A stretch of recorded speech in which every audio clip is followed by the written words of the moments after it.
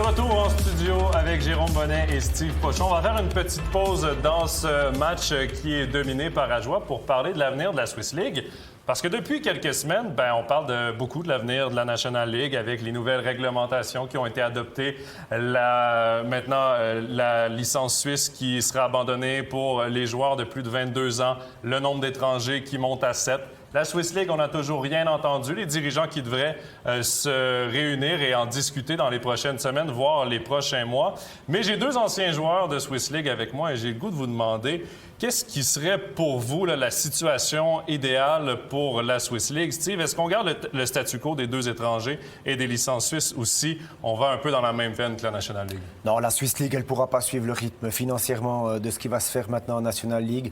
Elle va rester avec ce sera un statu quo, à mon avis, à mon humble avis, avec deux étrangers et puis sur le même trend. Financièrement, ce ne sera pas possible. Tout simplement, donc là, pour moi, le débat, il sera clair. Par contre, où ils devront vraiment se creuser la tête, c'est la rendre vraiment plus attractive. Cette Swiss League, elle est vraiment à deux vitesses. Il y a 6-7 clubs qui sont vraiment top, qui mettent du marketing, qui font vraiment pour vivre ça avec les fans, les sponsors. Et on a la deuxième moitié qui sont là.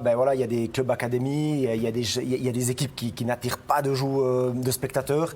Donc voilà, c'est surtout à ce niveau-là qu'il faudra se révolutionner quelque chose. Est-ce qu'une ligue fermée pourrait devenir peut-être la solution, Jérôme, justement à cet aspect de spectacle, rehausser un peu le spectacle? C'est une question complexe que tu me poses là. Je veux dire, j'ai pas forcément la réponse. Je pense qu'il faut partir un petit peu de la base et se dire que voilà, déjà la nouvelle réglementation qu'il y a pour la National League, c'est un paquet de nouvelles mesures dans lequel, premièrement, j'espère que le point, pour moi, qui est le plus important, c'est le fair play financier. J'espère que la National League deviendra une ligue qui va pouvoir célébrer des titres avec plus que 3 clubs qui se répètent un petit peu chaque saison. Et je pense que si le fair play financier est respecté, la Swiss League pourra en profiter aussi. Parce que ça pourrait amener quelques grands joueurs, on s'entend, mais des joueurs de la Grande Ligue, ça pourrait les faire redescendre un petit peu aussi.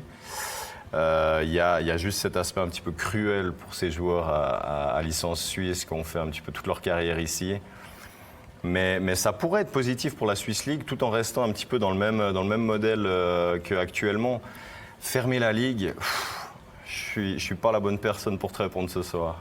Parce que, Steve, si on ferme la Ligue, mine de rien, il y aura peut-être plus de clubs fermes, justement, des équipes de National League qui vont vouloir s'entendre avec des clubs de Swiss League pour développer des joueurs. Est-ce qu'il y a un risque que la Swiss League, si on ferme la Ligue, devienne une ligue plus de développement que de compétition? Alors oui, je pense que la National League, c'est clairement ce qui pousse. On le voit maintenant à travers certaines options qu'ils veulent prendre. Donc je pense qu'à moyen terme, c'est ce qu'ils veulent fermer cette ligue. Je pense qu'ils attendent maintenant que Cloton monte pour pouvoir vraiment avoir les clubs qu'ils ont envie.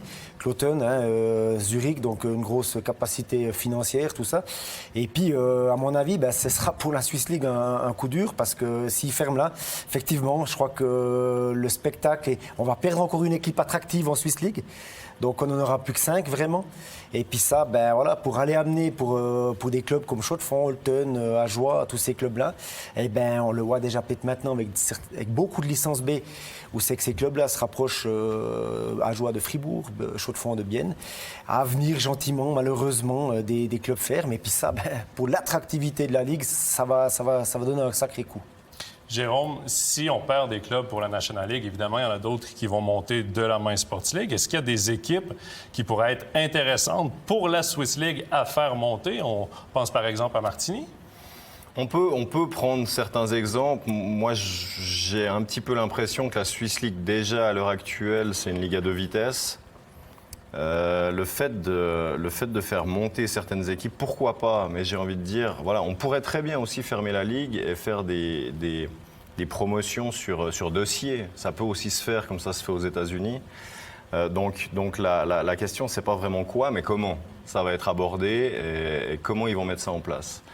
Je pense qu'il y a plein de possibilités, mais c'est clairement pas un dossier simple.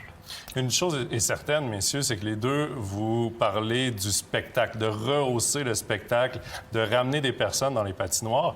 Mais si on garde les licences suisses pour les joueurs de plus de 22 ans en Swiss League, mais qu'on les abolit en National League, est-ce qu'il n'y a pas des bons joueurs qui risquent de passer en Swiss League et augmenter un peu ce niveau de compétitivité? Il faudra voir s'ils acceptent, parce que ces joueurs-là ont quand même des salaires assez confortables en National League. De revenir en Swiss League, il faudra accepter les conditions.